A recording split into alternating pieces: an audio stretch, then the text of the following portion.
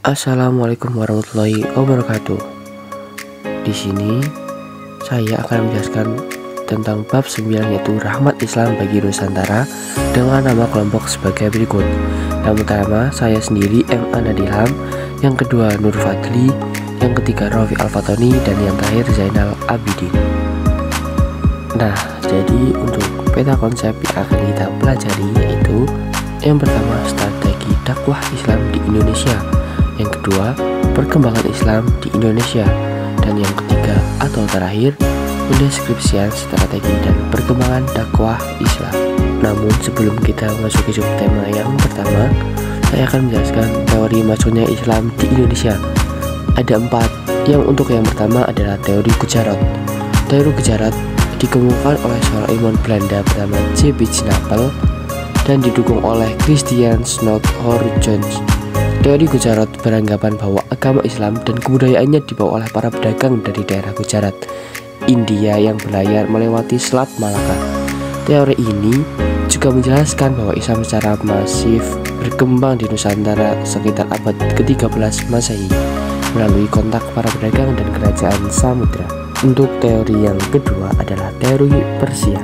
Apa sih teori Persia?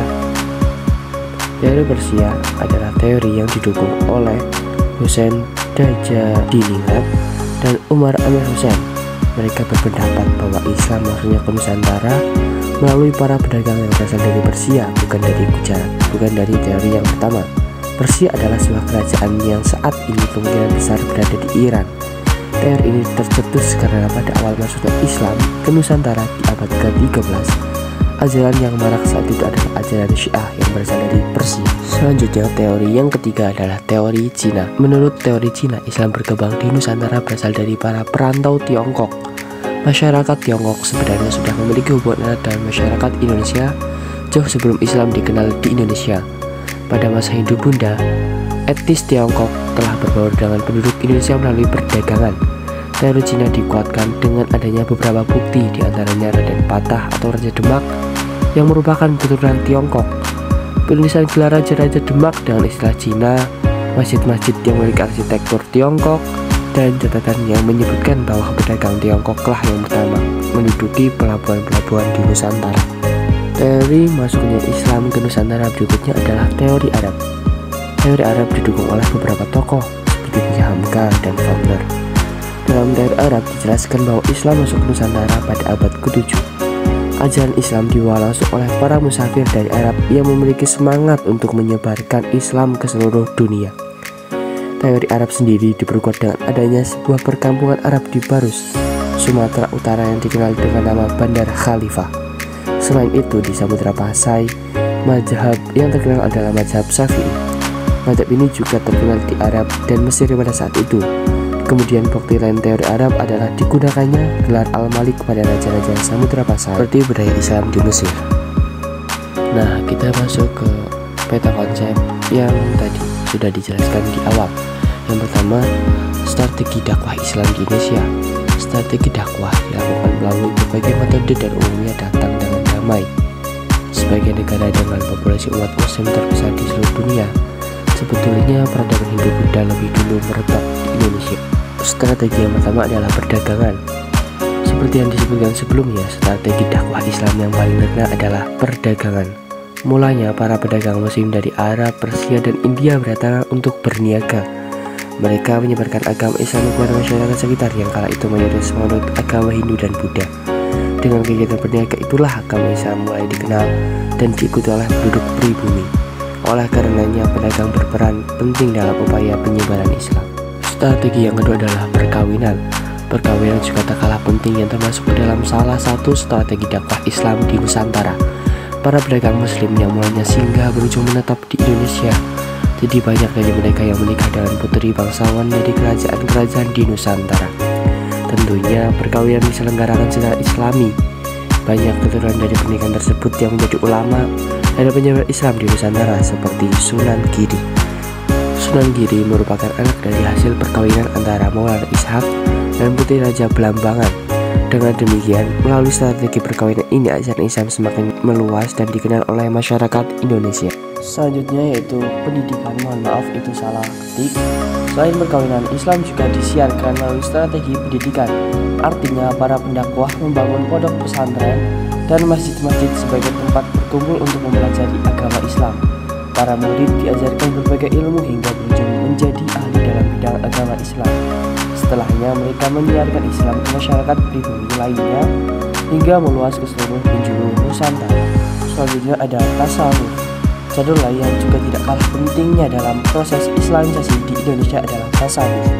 Salah satu sifat khas dari ajaran ini adalah akomodasi terhadap budaya lokal, sehingga menyebabkan banyak masyarakat Indonesia yang tertarik menerima ajaran tersebut.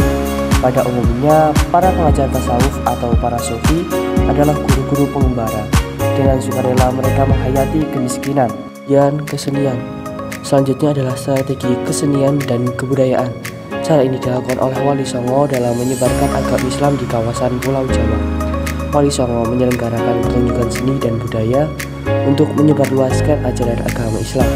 Oleh karenanya, masyarakat lebih mudah menerima dan menyukainya. Sebagai contoh, Sunan Kalijogo memperkenalkan dan mengislamkan masyarakat Jawa melalui pertunjukan wayang. Ia dikenal sebagai orang yang sangat mahir dalam memainkan wayang dan memasukkan unsur serta nilai-nilai keislaman dalam cerita perwayang. Yang terakhir adalah politik. Di Maluku dan Sulawesi Selatan, kebanyakan rakyat masuk Islam setelah rajanya masuk Islam terlebih dahulu. Pengaruh politik raja sangat membantu tersebarnya Islam di wilayah ini. Jalur politik juga ditempuh ketika kerajaan Islam menaklukkan kerajaan non-Islam, baik di Sumatera, Jawa, pun Indonesia bagian timur. Next adalah perkembangan Islam di Nusantara. Yang pertama, perkembangan Islam di Sumatera. Tempat mula-mula masuknya Islam di Pulau Sumatera adalah pantai barat Sumatera. Dari sana berkembang ke daerah-daerah lainnya. Pada umumnya, buku-buku sejarah menyebutkan perkembangan agama Islam bermula dari Pasai, Aceh Utara. Perkembangan Islam di Kalimantan, Maluku, dan Papua. Di Pulau Kalimantan, agama Islam mula-mula masuk di Kalimantan Selatan dengan ibu kotanya Banjarmasin. Pembawa agama Islam ke Kalimantan Selatan ini adalah para pedagang bangsa Arab dan para mubalik dari Pulau Jawa. Perkembangan agama Islam di Kalimantan Selatan itu sangat besar, mencapai puncaknya setelah Majapahit runtuh tahun 1478. Daerah lainnya di Kalimantan yang dimasuki agama Islam adalah Kalimantan Barat. Islam masuk ke Kalimantan Barat mula-mula di daerah Muara Sambas dan Sukadana. Dari dua daerah inilah baru tersebar ke seluruh Nusantara. Selanjutnya adalah perkembangan Islam di Sulawesi. Pada abad ke-16, Islam telah masuk ke Sulawesi yang dibawa oleh Datuk Ribandang dari Sumatera Barat. Daerah-daerah yang mula-mula dimasuki Islam di Sulawesi adalah Goa, sebuah kerajaan di Sulawesi Selatan. Sebelum Islam datang ke daerah ini, penduduknya menganut kepercayaan nenek moyang. Yang keempat, perkembangan Islam di Nusantara Tenggara. Sebagaimana daerah-daerah lain, pada tahun 1540 agama Islam masuk mula ke Nusa Tenggara. Maksudnya agama Islam ke Nusa Tenggara dibawa oleh para Bali dari Bugis, Sulawesi Selatan, dan dari Jawa. Yang kelima, perkembangan Islam di Pulau Jawa. Agama Islam masuk ke Pulau Jawa kira-kira pada abad ke-11 Masehi yang dibawa oleh para pedagang Arab dan para mubalik dari Pasai. Tempat yang mula-mula dimasuki Islam di Pulau Jawa yaitu daerah-daerah pesisir utara Jawa Timur. Tokoh terkenal yang berdakwah di Jawa Timur adalah Maulana Malik Ibrahim. Beliau menetap di Gresik. Kemudian mendirikan pusat penyiaran agama Islam dan pusat pengajaran. Dalam majelisnya itu, beliau mengkader beberapa orang murid. Selanjutnya, mereka menyiarkan agama Islam ke daerah-daerah lain. Untuk gambaran kerajaan Islam bisa dilihat di sisi kanan.